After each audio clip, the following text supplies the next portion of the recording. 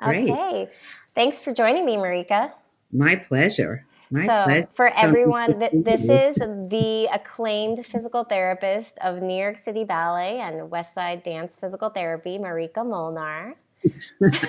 Everybody. Whoever's out there. Yeah. So, you are like our savior at the ballet. And for people that don't really know, kind of the physicality of what we do, like we'll wake up some mornings and be in a panic. How am I going to do my day? And we find you and you make it happen and we get on stage that night. So, Yes, that's happened quite a bit. But actually, I think one of my best qualities is that I'm very calm. you are calm. I'm very grounded. I That's mean, you true. and I have had a lot of experiences with me being calm, That's true. helping you. So I know that that is one of my talents and my gifts. And It is. So, you have an Instagram now. I think is your daughter curating it? yes, of course. I honestly don't even know how it works, but yeah, Veronica's great with it, and I'm so grateful that she enjoys doing it. Yeah, it's cool that she's posting. So she posted something though of you dancing like as a character dancer in Hungary.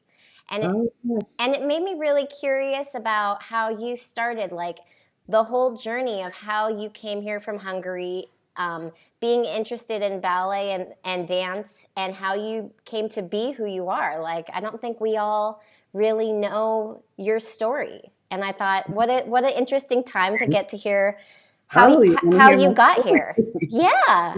Actually, my story starts with my parents in Hungary, and my mother was a gymnastics teacher and a dance teacher and a choreographer. And as a little kid, my sister and I both, but me in particular, we did a lot of dancing and a lot of movement, and we left Hungary in 1956 when the Russian tanks started rolling into Budapest. Wow. And believe it or not, my parents were in their mid 20s with two young children, Oh my God. leaving their entire family, a country that, where they really didn't know anything else. They only spoke Hungarian. Right. And we literally ended up in New York, actually it was New Jersey, in Camp Kilmer on December 23rd, 1956. Oh my God. And how old were you? I was 5, Do and you remember it at all? I remember some things about it because it seemed like such an adventure. We left at night. Had to be very quiet. Then we got thrown on a truck with a lot of cow manure on top of us, and then we ended up very close to what my mom kept saying was the border, but it was actually pretty far away, and we had to kind of run and hide and run and hide because the Russian outposts had already had soldiers there. That is So they were incredible. shooting, I mean, actually probably would be a great film because they were, they were trying not to allow the Hungarians to escape across the border. Wow. The the American Red Cross was right there on the other side in the Austrian boundary line. So as soon as we got across, we were unbelievably taken care of. I think we must have spent 6 or 8 weeks in this adorable little town called Dornbirn, Austria. It's up in the mountains. And when my sister and I were probably late teens, I must have been like 18 or 19. My sister's a few years younger. My dad took us back to this town to see, where we spent a few weeks after we left Hungary, and it was gorgeous. And I said, "Why did you ever leave this place? It's so pretty." This gorgeous alpine village, Oh, wow. in the mountains. It was beautiful. Interesting. Yeah, and then when we got to America, and the Hungarian community really was quite strong then. And it was on the Upper East Side in the 80s. There was a big Hungarian community, and the Hungarian Catholic Church took care of a lot of the refugees. And my mother started a Hungarian folk dance ensemble Oh, right wow. right as soon as she got there because it was a fun way to meet people and kind of learn about this new land that my parents really did not know anything about. What an So, immigration story, like straight into Manhattan. exactly, directly into Manhattan. And it was very fortunate because we really did have a lot of help from the community. And that's kind of where, I mean, that's where I did a lot of Hungarian folk dancing from my youth through my mother, who was the choreographer and director. That is so cool. I Yeah, love that. so I did a lot of dancing, and I did all through my growing up years. I took ballet, tap, jazz, gymnastics. Especially, I love gymnastics, so that was really what I Uh-huh. did a lot of. That was a lot Yeah, of and fun. gymnastics is big in your family because your sister has a gym in Yeah, Westchester or yeah, up in Putnam, Putnam. in Mayapack. She has a really lovely. She and her husband. It's called Odyssey Gymnastics, That's and so cool. yeah, it's really fun. And so, I danced pretty much all my life. So it was kind of like second nature to me in a way. So it didn't really ever seem like work to be dancing. That's true. It's fun. So did you go to like regular like public school in Manhattan? Yeah. Well, I went to regular Catholic school for 12 Okay. years. Oh, okay. Yeah. Um, Amazing. yeah, it was really fun. I mean, looking back on it, I could say it was fun. I don't know. At the time, it was probably not so Yeah, fun. no one enjoys high school School. when they're in it. Yeah. That's But funny. it was prepared, it was very preparatory for college and other things in my life. So I feel like I got a good education. Yeah, you kind of know later on if it was Yes, good or not. That's true. exactly. Exactly. And So, one of the things that I immediately, when I graduated from college, I had a degree in physical education and health. And I started teaching at a private school on the Upper East Side called Nightingale Bamford. is it still around? Yes, it is. It's a beautiful private girls' school Oh, cool. on East 92nd Street. Yeah. And the funny thing is, I taught dance kindergarten through 12th grade. Oh, wow. Well, yeah. And uh, some of my students were also on my dance because I had a dance club and I had a gymnastics team. And believe it or not, that's when I first met Dr. Hamilton Oh, because wow. whenever any of the kids, had an injury or a problem, the parents would say, "Well, what should we do?" And somehow somebody knew Dr. Hamilton. And I think actually, believe it's like such a small world. Barbara Horgan's best friend was the mother of one of my best gymnasts and dancers. Uh-huh. So somehow through that, we got to Dr. Hamilton and met George Balanchine because I used to go to the ballet with the dancers and very often sit in Mr. B's seats because he would give his seats to Barbara and Barbara would give them to A um, friend. Yeah. Charlotte, and Charlotte's daughter Helen and I would go and watch ballet. So Amazing.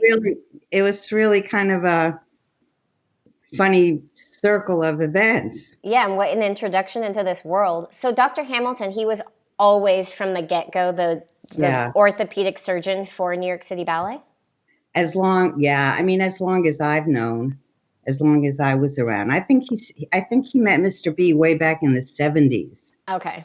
And, Dr. Hamilton is a very special human being.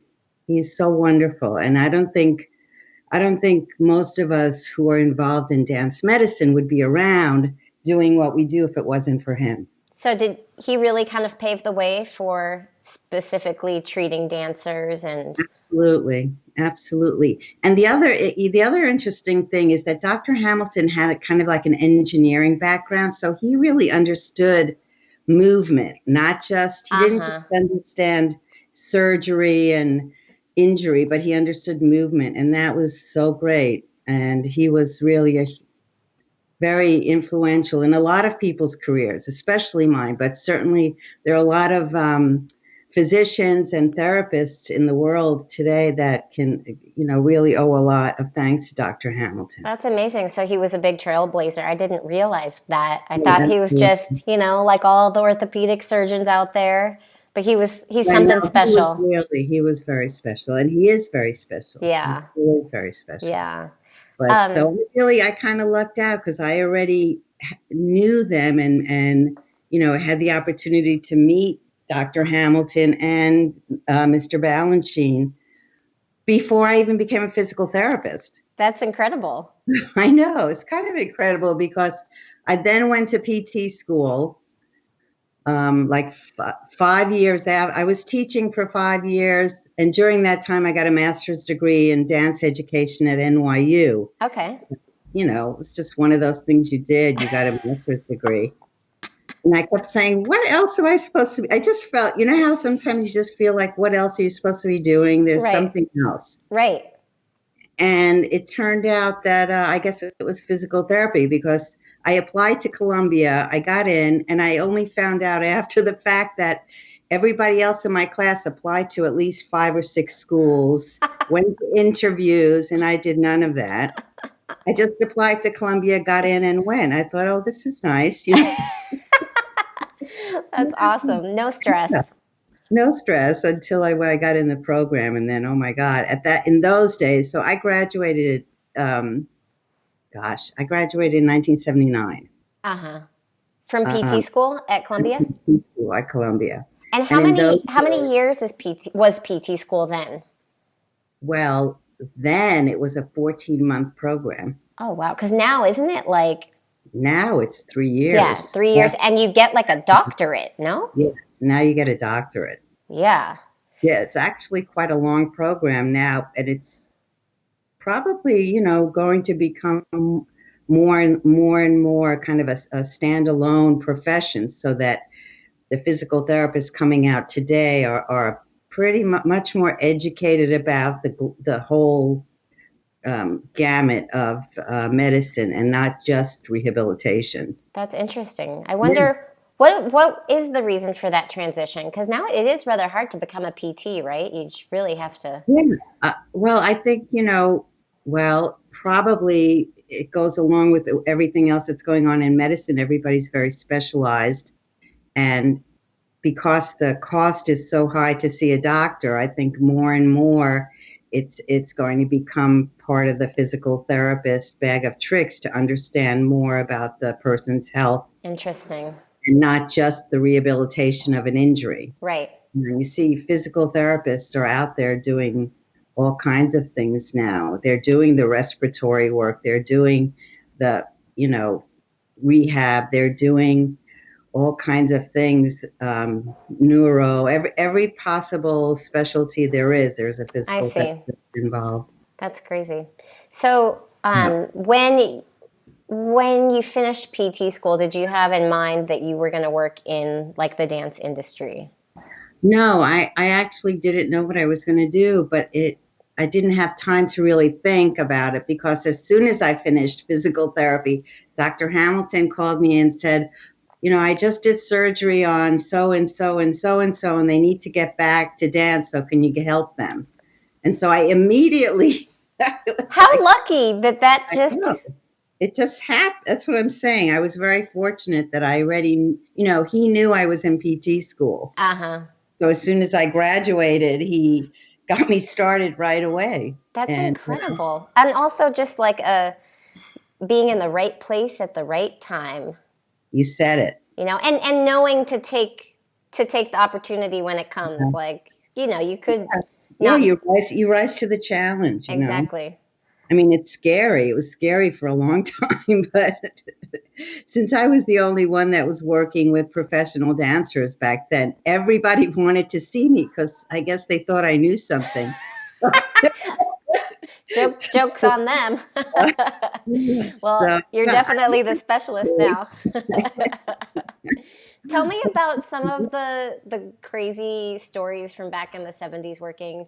How soon did you start working with New York City Ballet or dancers from ABT or New York City Ballet? right away. That's incredible. Yeah. No, I graduated in I think October or November of 79. And I started working. I was lucky enough to be able to open a practice for my last clinical advisor, Anthony Saraniti, and that was over on the East Side. And right away, I started seeing dancers. And then the fall of that year, I started working with the New York City Ballet in 1980.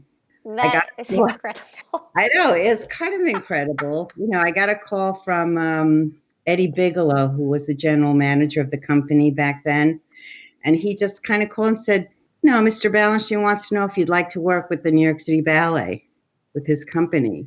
He'd like you to be working with his dancers. Oh, okay. Of course.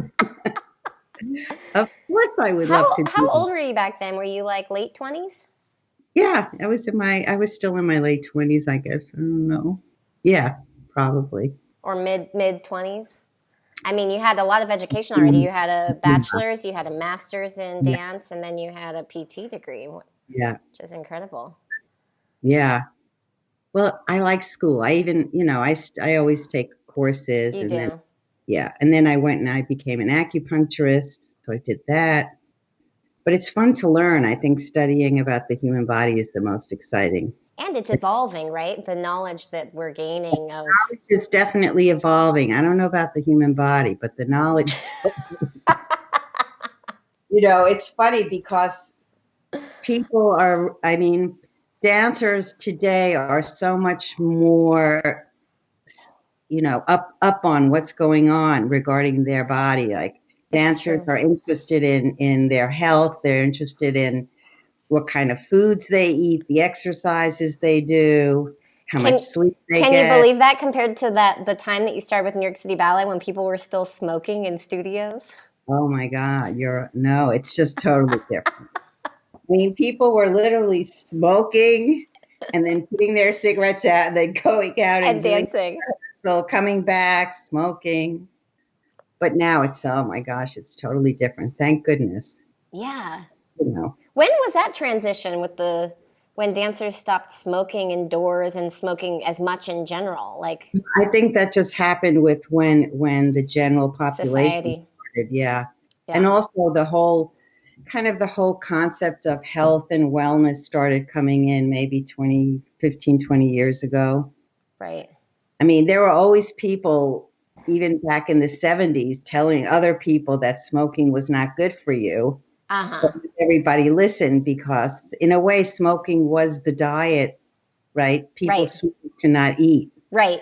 So anybody that wanted to stay thin used smoking as their tactic. Which really worked well for ballet. Well, it certainly kept you from eating, but it wasn't really great for your endurance, your Right. ability to have stamina. Right.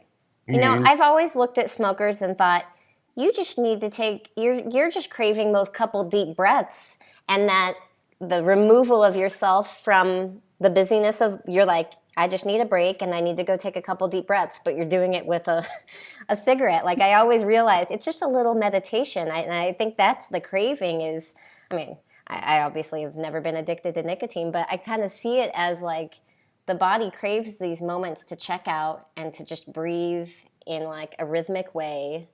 And I've kind of thought of it yeah, because while there is this benefit or there had been this benefit that it could make a dancer thin, I think it also helped them deal with the stress of our industry being such a sure. a high stress a pressure cooker and and Absolutely. and the stress of upcoming performance and how to mentally cope with that and the cigarette kind of went hand in hand with dealing with that. So I'm glad that we don't smoke in studios. I Yes. would not be a dancer. No. It's tough. But that's what I see. I see the biggest difference, if I were to look back on the last 40 years, one of the biggest differences is that dancers are really very engaged in their own health and healing. Mm-hmm. It's not so much about here's my foot, fix it. Right.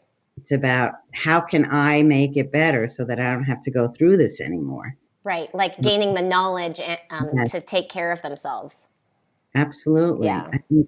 I think that's the coolest thing. Yeah, it is Because cool. you learn, it's so fun when you can learn something about yourself that you can actually apply to yourself. Right. Well, it gives you a little bit of control in the situation. You Yeah. feel like, okay, if I do these exercises and if I commit in this way, maybe I can avoid this type of stress or kind of, it's heartbreaking when you have to pull out of a show or when someone's injured for a very long period of time. So if you can avoid it, it's just, it means a lot to a dancer. What are some crazy stories from back in those days of, you know, people that we all know of now, maybe like having a little injury or like crazy things that happened on a tour. I don't know. No, I would love to tell you, but there's rules and regulations about Oh, that's privacy. true. HIPAA. Yeah, really, yes, HIPAA, That's true. HIPAA. That's true. But I can tell you, some of the fun things that used to happen backstage when there were people who did have anxiety about doing a role.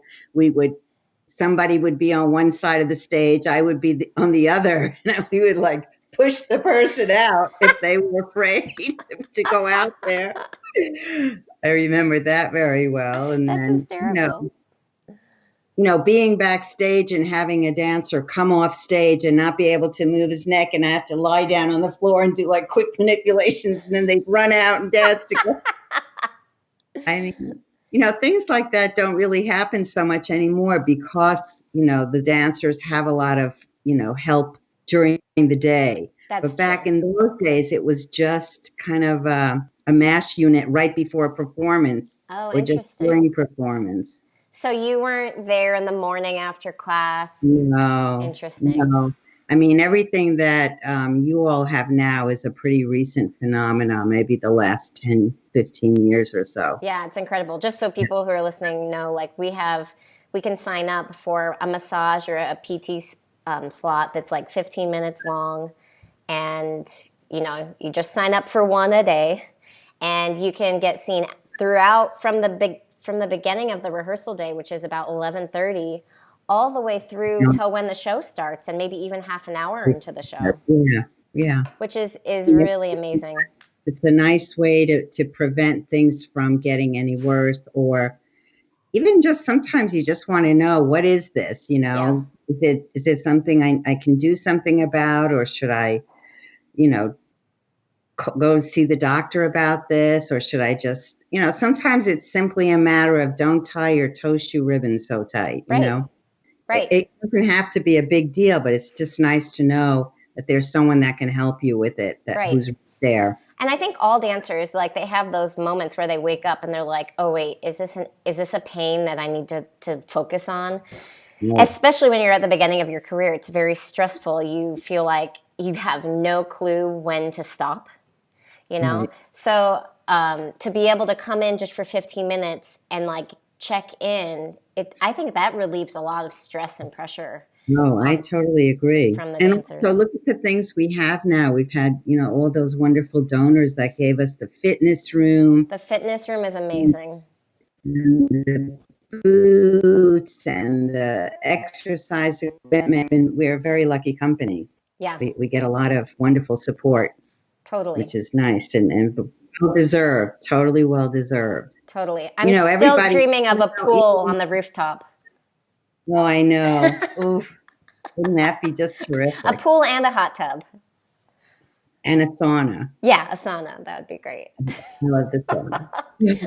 I mean, just look at what, the company just sent out those little floors for everybody. I So know. everybody has a piece of Marley that they can do their class on, which is I know. a great I gift. sent mine to New York, so I have to wait till I get back to New York to use it. But I figure we might be in this predicament all summer long, so I have time to get back in those point shoes. I was actually thinking of how we've been out for, like, you've been on tour, so you danced a little bit Uh-huh. 2 weeks afterwards, Yeah. but it's been 6 weeks Yeah. since a lot of people have taken a real class. Right. And it's probably going to be, I mean, even if we can come back for Saratoga rehearsal period, it's still another Oh Plus, yeah. I mean, I think we're going to have to really come back at a very gradual, slow pace so that we can load the body carefully and that nobody gets hurt just because we're Yeah. coming back after such a long layoff. From going from like 0 to 100. Yeah. Totally. I'm already thinking of that. We just had a discussion with the physical therapist just about that. Like, how can we let's start thinking of how to, help the dancers get back without injury. Right.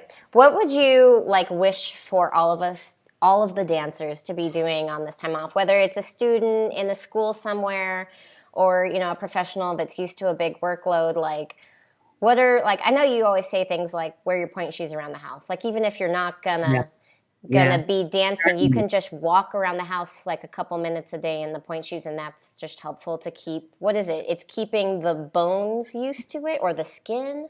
I think it's more the skin because what's the worst thing that can happen? You put your toe shoes on and you get a blister. Right.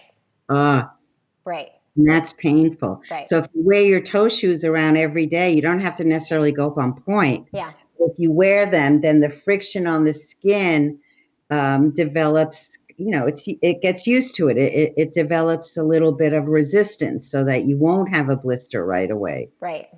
Right. And like, do you think, it's a good, because, I'm trying to think, we can't get through to a full class. So it almost makes it more important to continue to take that little bit of class that we can take. Like, should everybody be doing a ballet bar, 6 days a week? I think everybody should be doing a ballet bar every day and a little bit more. But also put your sneakers on and spend 10 or 15 minutes a day just kind of moving in place so that you're increasing the load through your legs. So To even if simulate jumping?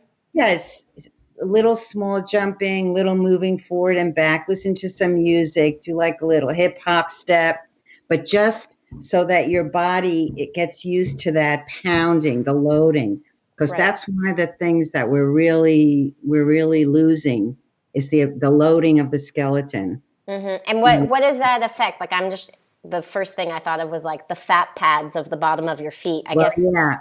yeah, the fat pads, but also the actual loading of the tendons, the muscles, the bones.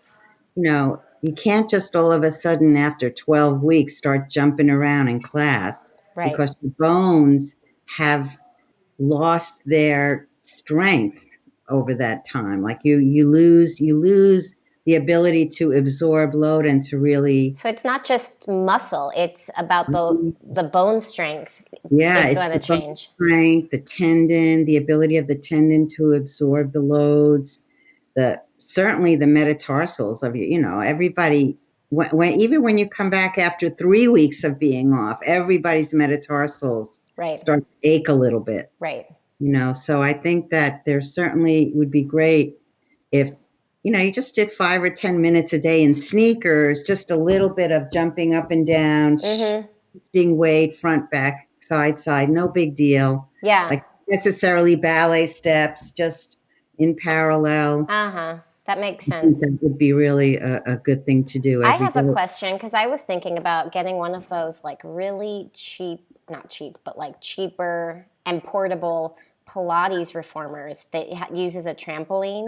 Mm-hmm. Like, and I saw Janelle, one of our dancers, had a small little trampoline. She used it to come back into shape. If you jump on something springy like that, is that the same thing as loading? Like No. you're talking, okay.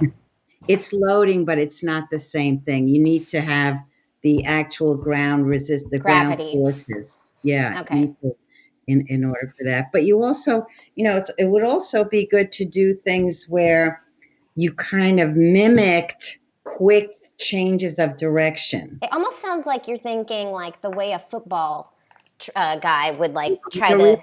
Yeah, more like a basketball, Uh-huh. do something, stop, twist, look another way. Uh-huh. Start getting your body used, because if you think about it, I mean, when you start dancing, you're moving fast. Yeah, you really are. You move fast, and it's very hard at home in your kitchen to move like that. Yeah, I mean, and I'm kind of okay here. I have a hardwood floor and it's kind of springy, but when I get back to New York, it's like a cement building.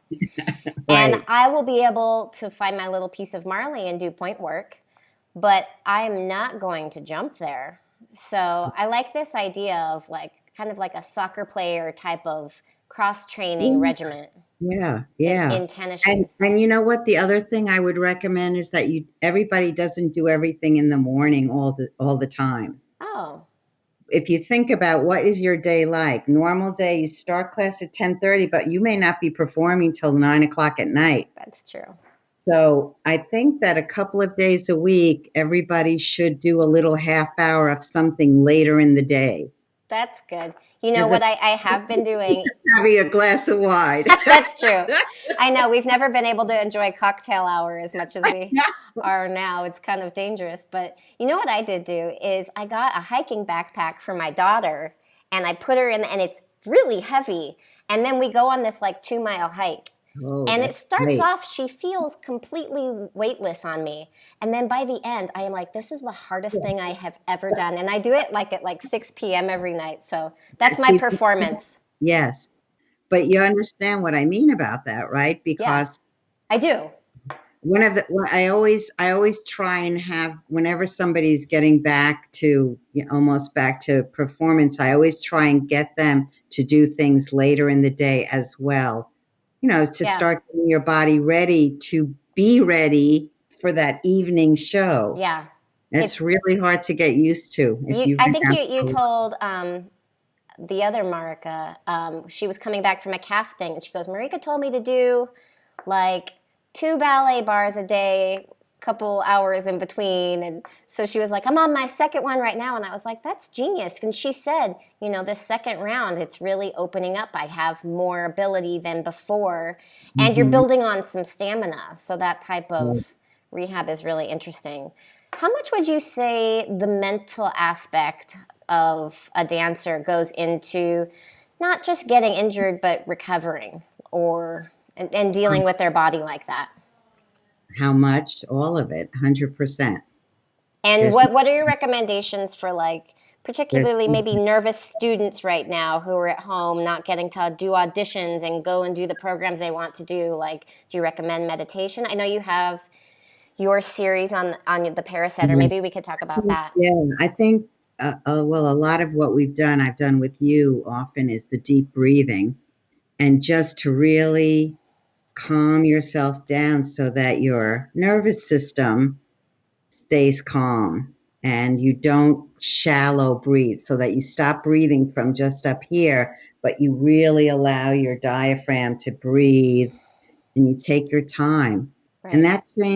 that changes your whole anxiety and stress level, you know. What is the connection between the body and the mind like that? Like what does that allow for the body to do? Then does the body heal better when you give it that, Well, of course, freedom? the body always heals better, but the body is better when it is in a state of more calm.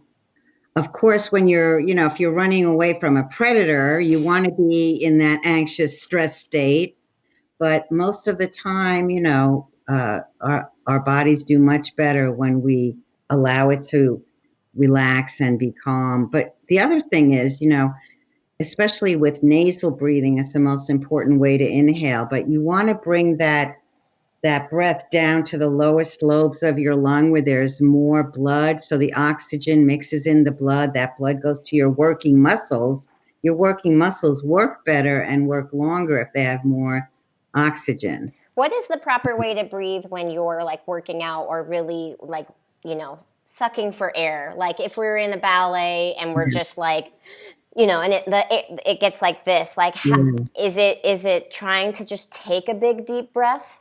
Well, I would recommend that during this time that everybody's off, that they really practice breathing through the nose, inhaling and exhaling. Oh, exhaling too. Yeah, as much as possible, breathing in and out through the nose so that you can develop this habit of using your nostrils to breathe in and out rather than through the mouth, because when you breathe through your mouth, your throat gets dry. right? And cracky, Mm-hmm. cracky. Right. And B, when you breathe through your mouth, it's all upper lung breathing, and that is anxiety producing breathing. Interesting. But if you breathe through your nose, it's much more calming. You get a better exchange of gases. And if you can start doing that now during this period of time, when you get back to dancing and doing that 4-minute variation, you won't be coming off stage gasping for breath because you'll have been able to develop this breathing routine for yourself. Right. And I've seen in certain dancers that I've stood next to some dancers at bar and I've thought, wow, you're not breathing easily. Right? Or, You can hear and it, it's right? shocking. Yeah. And then I've watched some people run a variation that are very new and I'm like, oh wow, their breathing is what's holding them back. It's not a muscular thing or a training thing. It's literally like lack of oxygen, and then their muscles are fatiguing because and so it really is so important to Absolutely. learn how to breathe correctly. It is Actually, hard when you're in a costume too, though. this is also a great time to practice that because you have the time to practice that. Right. And it's a little stressful right now, so it's a good thing to do to keep ourselves calm and occupied. Absolutely true. So I want to ask you how you came up with your invention of the parasetter. Oh, well, I love the power setter. I do Um, too. you know what? I really don't like that roller, and it used to bother me to lie on it on my spine. It would really hurt. You mean So the foam roller? the foam roller, Yeah. that's back in the day. That's all we had. So, um, and I a lot of what I've seen over the years is that most people don't use their rib cage. It just stays crunched together, and that's why people tend to breathe just from the front. And one of the things I realize is that we don't really feel our back. So you need something that gives you feedback. So I figured, well, I used to roll up double towels. If I could put something there you could lie on, and then you'd have the feedback on your ribs, then your vertebra, your whole spine can just kind of relax Uh-huh. because it wasn't being pushed on by this foam roller. Right. So that was kind of like I remember one of the first things I did was I brought in those pool noodles that had the holes in it, Uh-huh. and I stuck in one of those little the pipe things that they put around houses. And I stuck that in and I brought it into class and I had a whole bunch of people try it. And oh my God, I really spent a lot of years trying to figure it out. But finally, I like the power setter that we have now. It's very nice and workable. Yeah, it's great. Can people buy it online right Yeah, now? absolutely. They can go to physicalmindinstitute.com. Okay. I'll put a little It's thing like at the one bottom. word, physicalmindinstitute.com, and they can purchase the power setter. And it comes with a little head support. And even better, it has this great rib wrap. Mm-hmm. You can wrap yourself all the way around, and then you could really feel that whole feedback from the resistance of the rib wrap. Because, you don't realize that your rib cage is actually a full circle thing, Right. right? The ribs, they come into the spine in the front and the back. And so wherever there's a problem, wherever it doesn't expand, your diaphragm, the muscle, which is your main breathing muscle, is not able to come down and up as much as it should. And if your diaphragm cannot go up and down, you're not getting enough air into Uh-huh. your system. And then you've been able to also incorporate a lot of like stabilization exercises Yeah. into the parasetter. So there is this video that's up at your clinic. Yeah. Whenever I go, it looks like there's endless exercises that you could do with it. Yeah. There are actually, if you go on that website, there's tons of exercise videos on their website. Cool. Yeah, it's really wonderful. I mean, we do classes once a week we do parasetter classes at the theater just for stabilization because that's a big deal Right. for all of our very hypermobile individuals. Right. To really learn how to control their trunk muscles. Right.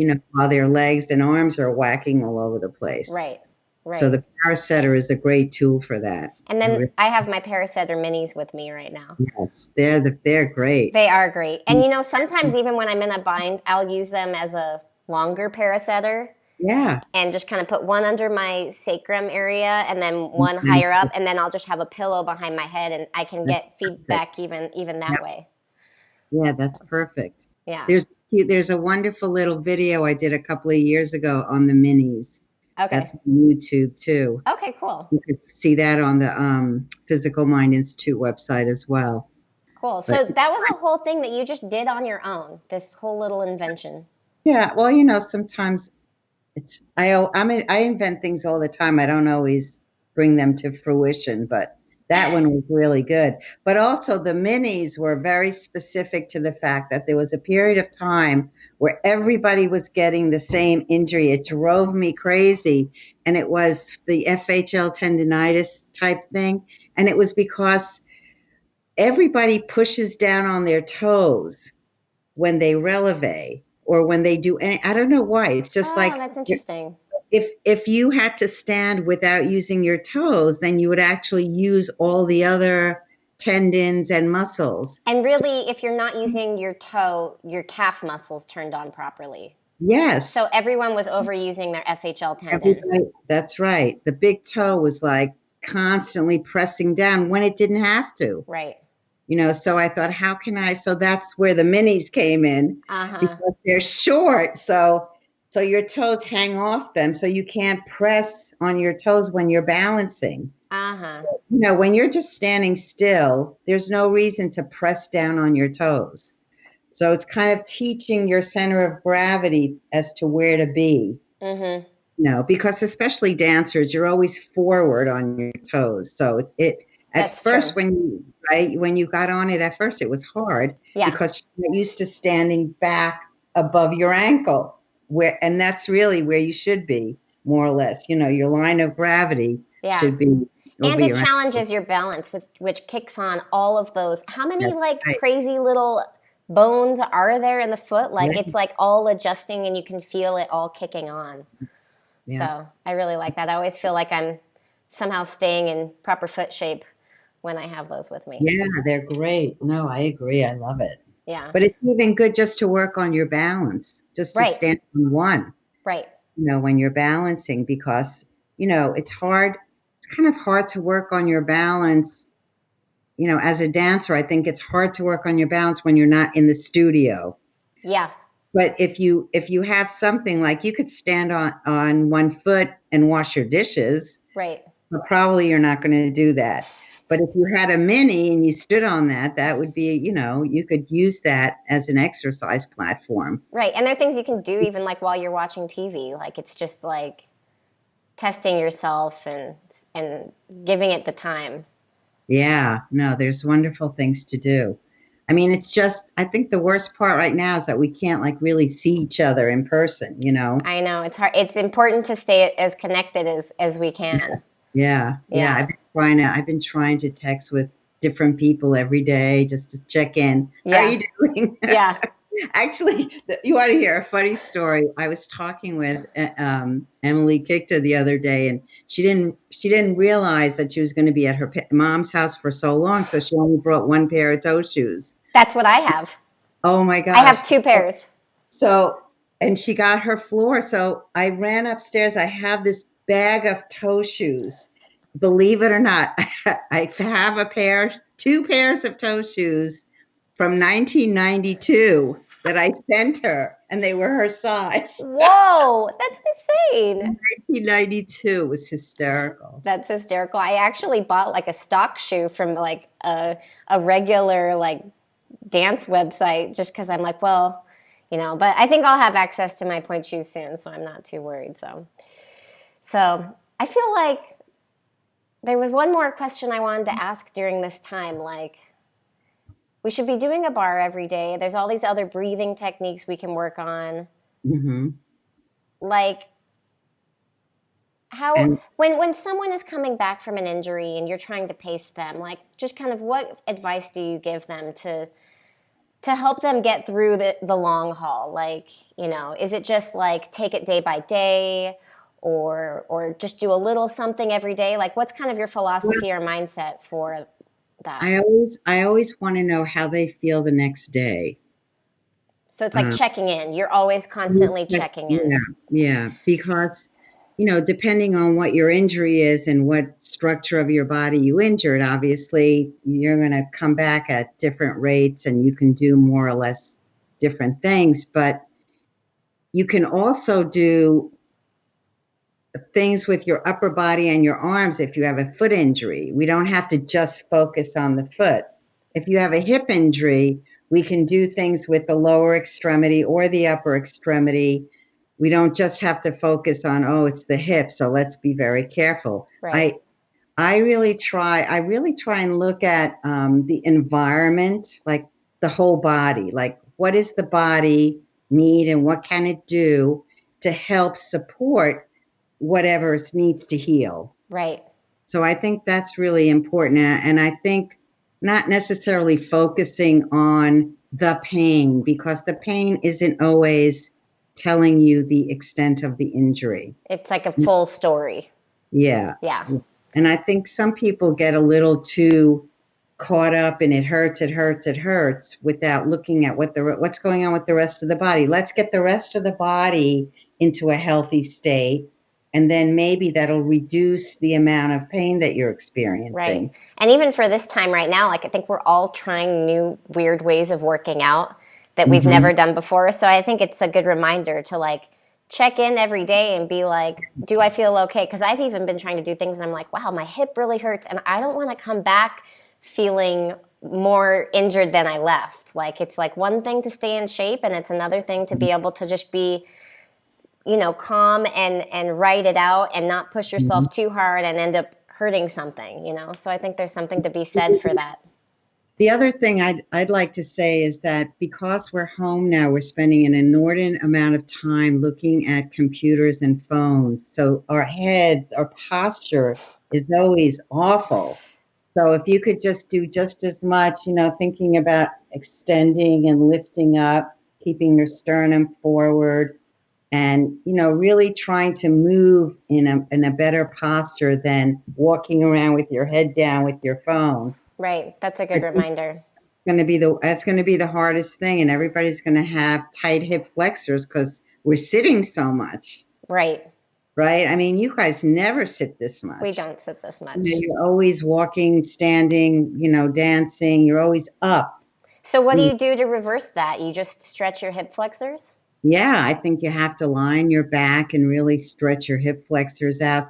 Like literally stretch your arms over your head and let your legs and arms just stretch wide apart as much as you can. Or flip over on your stomach, do some nice press ups. Like a cobra.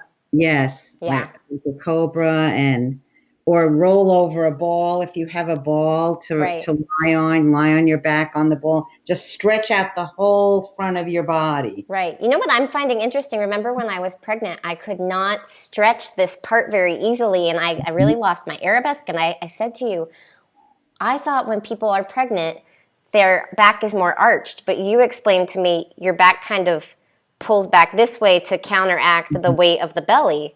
Right. So I had still, up until when we stopped, felt like a little bit of struggle with arabesque. Like it had been getting better over the last year, but now without having to do ballet every day, I've done a little yoga or like a wheel, and Yeah. I really can now access. It's starting to evolve.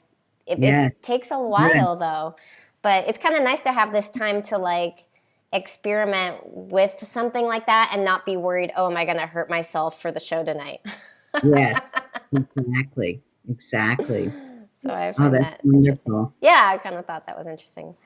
That's really wonderful. Well, I won't keep you any longer, Marika, but I feel like your, information and knowledge is so valuable to so many, and I just wanted to Oh, I'm so grateful. Thank get you. your little tidbits out there for all the young people to hear and learn from you. I remember when I first came back to SAB for my first summer program, you had a little seminar, and it was like I didn't even know about your clinic or you know, we knew you were like the physical therapist of New York City Ballet, but I remember being so intimidated by you. I was like, whoa, there she is, like so long ago. I was 20 years ago.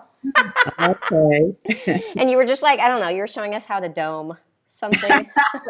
Something simple, right? Something very simple. Now, all these years later. Good, good. I'm glad. I'm glad. Stay safe and well. You too. Look forward to seeing you in person soon. I know, I hope so. Bye, Marika. Bye, sweetie. Thank you.